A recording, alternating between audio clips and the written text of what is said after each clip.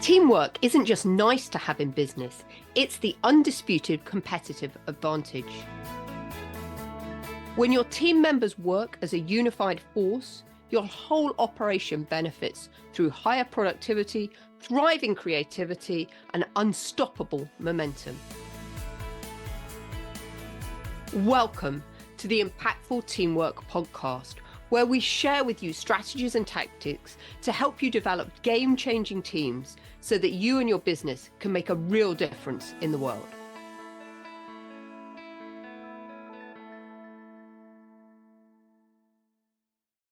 Welcome back to another edition of Impactful Teamwork. My name's Julia Felton, and I'm going to be your host and guide for the next 20 minutes while we delve into everything teamwork. And I am the founder of a company called Business Horsepower, and we work with people just like you to help them develop their leadership capability and create high-performing teams. So one of the subjects I wanted to talk about today has been inspired by a piece of research that's just come out from McKinsey Company. And it's called Going All In, Why Employee Will Can Make or Break Transformations. And what I love about this article, and I'm going to be sharing today the key findings from it, is they talk about how tapping into the organization's collective energy to implement change is crucial for transformational success. So I love the fact that they're recognizing that a business has an energy to it. And we've talked about that a lot before, that your business is an energy and it needs to be managed and cultivated. And so many people just don't really understand that. And this is why a lot of the things that I talk about are about how do we harness the energy of our people and therefore the energy of our organization in order to get success. In this article, they give a 3-step process to help you create the momentum to meet the challenges ahead. And I think we can all agree that we're living in a time when there are many challenges. So having some tools and resources to help us navigate that change and the challenges coming up, I think is really vital. Why do we want to do this? Lasting performance improvements are the things that establish competitive advantage. And let's face it, I think that's what every organization wants, doesn't it? Because for a company undergoing transformation, cultivating employee will to change the way it operates is critical for success. And organizations that focus on generating this will, along with building critical skills, executing with rigor, and setting holistic aspirations, are far more likely to outperform their peers. And they suggest that leaders can take 3 critical steps to get team members more involved and committed to the transformation. And the first one is all about elevate, is how do we elevate a core group of team members, including high performers and talent, new to the organization, as owners responsible for designing and implementing change. So basically, it's how do we get people involved in the change process. The second step is how do we empower? How do we empower a broader group of employees, including influencers, leaders, and managers, and give them an active role in amplifying the right behaviors and being role models for changing the status quo? And the third E is all about energizing. How do we energize team members about the goals of the transformation, what it means for their work, including leader-led storytelling and peer engagement? So I love this. So the 3 E's: elevate, empower, and energize. And these 3 E's just really embody a lot of what we've been talking about in this podcast over the last 25 podcasts, all about how do we unleash the superpower of our team members, unleash their energy, and get them to work more effectively together. So let's just delve into each of these areas. And first of all, let's look at elevate. How do we elevate a strong core of team members across all levels to lead the transformation?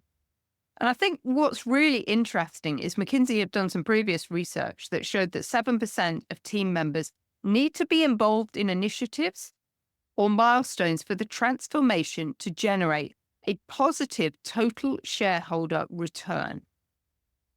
And what they found is that typically only about 2% of team members are usually involved. And this is why a number of change initiatives aren't successful. And what their research has shown is that companies that aim for much higher have maybe 20 to 30% of team members in transformational roles. They see the highest total shareholder return.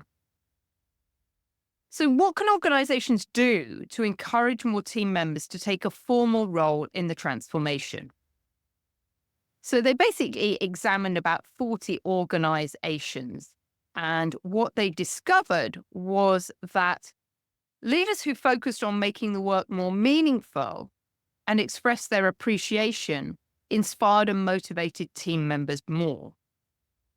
And they know as well, and we know from other research, that when leaders invest time and effort in changing employee mindsets right at the beginning of a change initiative, these change initiatives are 4 times more likely to succeed than those that don't. So really at the outset, it's all about how do we change the hearts and minds of our team members and get them involved and committed to the project that we want to do.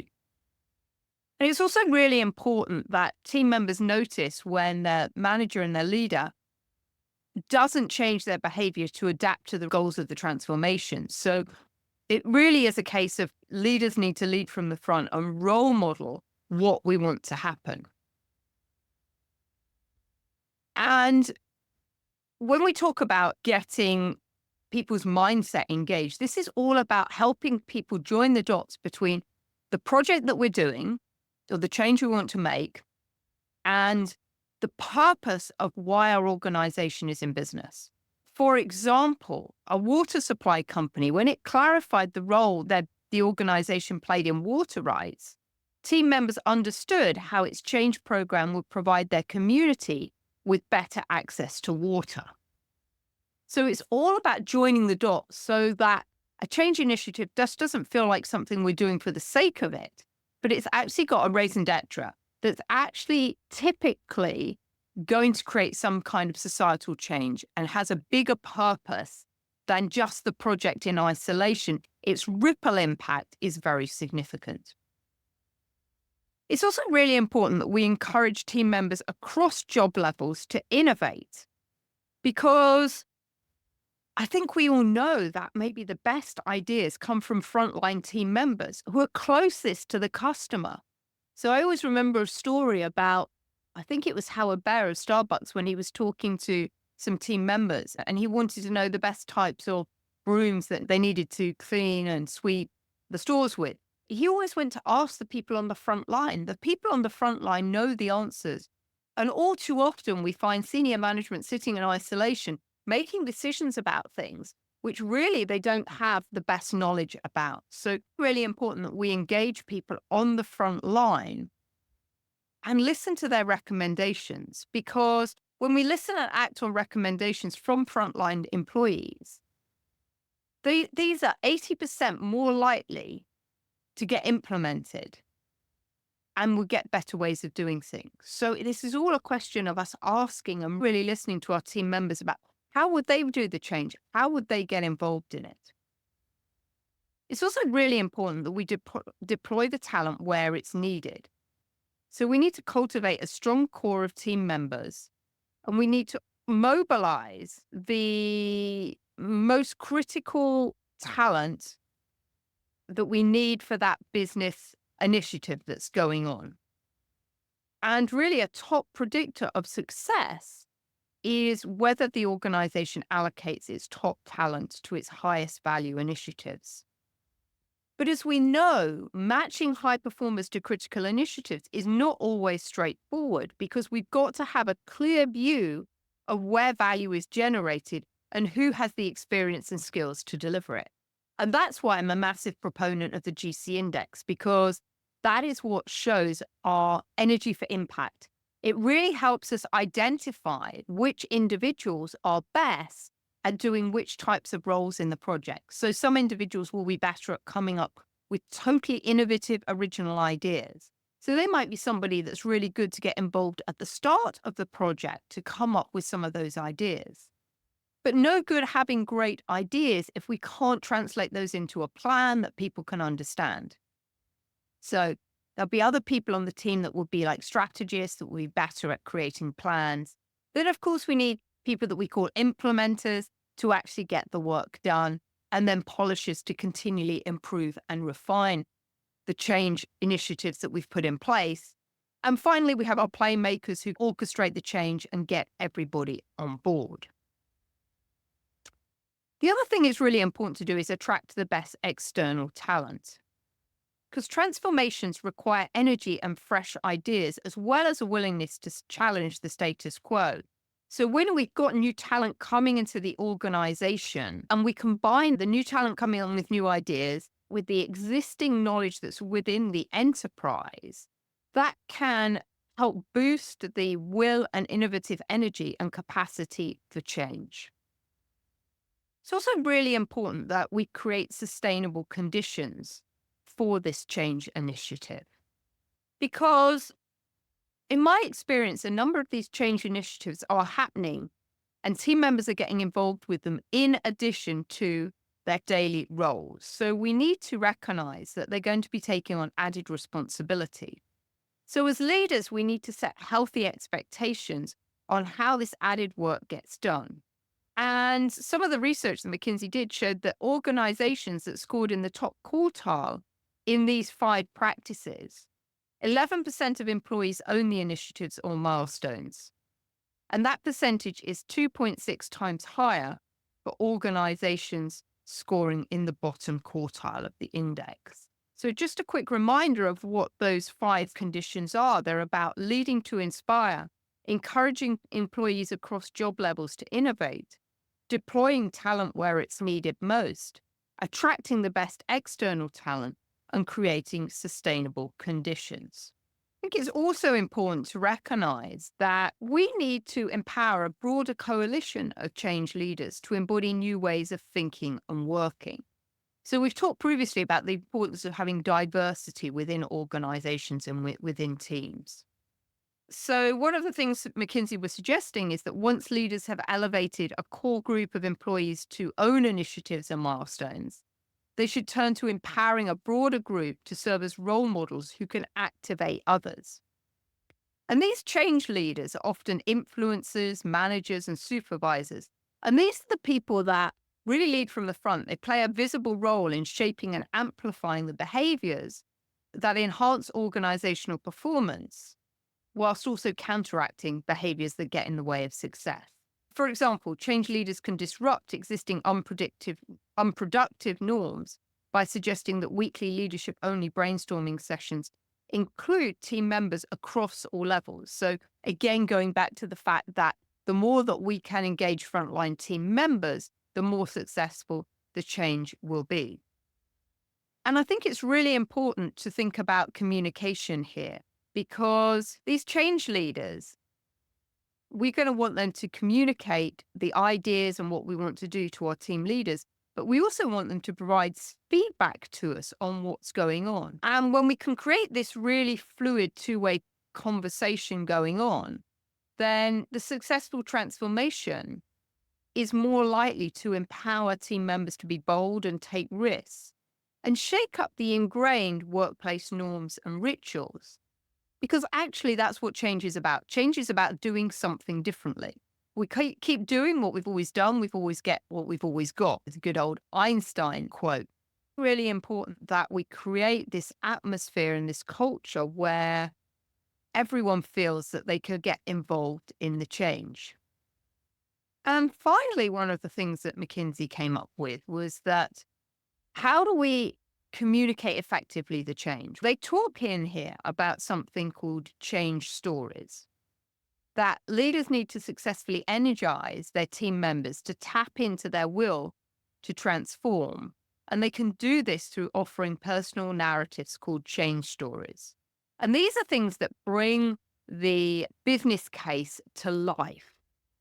And the goal of these change conversations is to foster meaningful conversations about change, and for it not just to be what we so often see as a kind of town hall. Every quarter or every month, we have a kind of one-way communication about what the change is and how it's getting on. We need to have these active two-way conversations so that we get some really effective dialogue going on.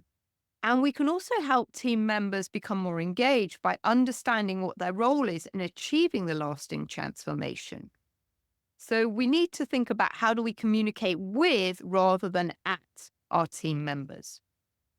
So when we enable managers and supervisors to engage in face-to-face communication, it makes a massive difference, because one of the things that McKinsey have found in the research, and I know to be true from all the clients I work with, is that often middle managers don't feel set up for success in managing people. And it's often the frontline managers that senior leaders rely on to communicate about any change that's going on.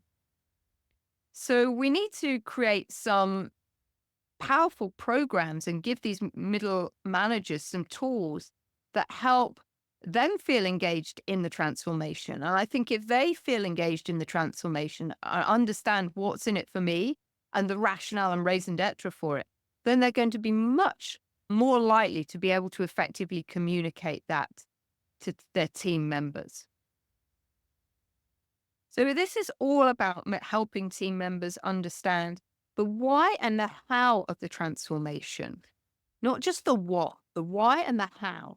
And I think that's something that generally I see not done very well in organizations. Transformation takes a lot of energy. It takes a lot of energy to overcome the organizational inertia. It requires energy to imagine a new future, energy to find solutions to long-standing problems, and energy to do things differently. So the will to transform at scale requires leaders to inspire and energize at scale, which is different from giving orders from the top and expecting they'll be followed. And this is why we need this inspirational communication, so that we engage the entire organization to act upon the vision. And as I said before, this is why we always need to start with the why and the how, and not the what of communication. So there's a real responsibility on senior leadership for crafting a case for change and effectively communicating that, getting everyone into dialogue so we can have some energizing conversations about it. Because otherwise what happens is the organization ends up with a frozen middle where the message gets stuck in the layers of potentially resistant middle managers. And this is then where confusion abounds and the change doesn't happen successfully because the rationale and the messaging has got lost. And McKinsey discovered that there was a frequent perception gap about how effectively team members are engaged in change. And from some previous research they showed that senior leaders were 18% more likely than team members who did not play an active role in transformation initiatives to believe that the goals were communicated to relevant team members. And they're also 22% more likely to believe they've allocated high performers to the highest value initiatives, and 16% more likely to believe they're communicating transparently. So as we can see, leading change is fraught with challenges. But I really liked this simple model, these 3 E's change. And I think that as we're looking to grow and develop our businesses, adapt and become agile and change continually to stay ahead of the curve and stay ahead of the changing economic and societal and demographic changes that are going on in the world, I'd really invite you to think about, how do we elevate our team members? How do we empower them? And how do we energize them? How do we get those 3 E's working together so that we can effectively transform the organization? My invitation to you this week is just to reflect on that. How well do you elevate, empower, and energize your team members? How good is your organization about tapping into the collective energy to implement change? And if you've been doing change for a while and it hasn't been as successful as I'd urge you to really reflect on some of the things that I've shared with you today. And what can you do differently to get a different result? Because, of course, the definition of insanity is doing the same thing over and over again and expecting a different result. If change isn't working in the way you wanted, we're going to need to do something differently going forward. I'd be curious to hear, what's that going to be for you? What changes are you going to make in how you communicate change, get people on board, and energize the organization to make it happen? Because change often gets stuck in this inertia. People naturally don't want to do it. So we need to provide this energy to give the change momentum so that projects can move forward. So I hope you found this useful. Until next time, I will bid you farewell and I shall speak to you next week. I hope you have a great week and I hope everything goes really well. And remember, how are you going to elevate, empower, and energize this week? Bye-bye.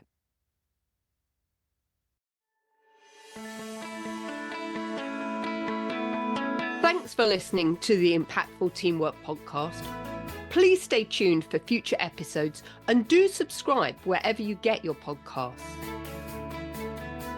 If you've enjoyed this episode, please leave a rating on your favorite platform.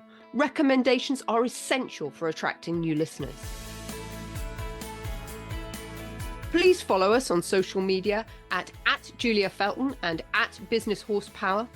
And if there are any topics you'd like us to cover on future episodes, please do let me know. Remember, you and your team are always making an impact. What impact will you make today?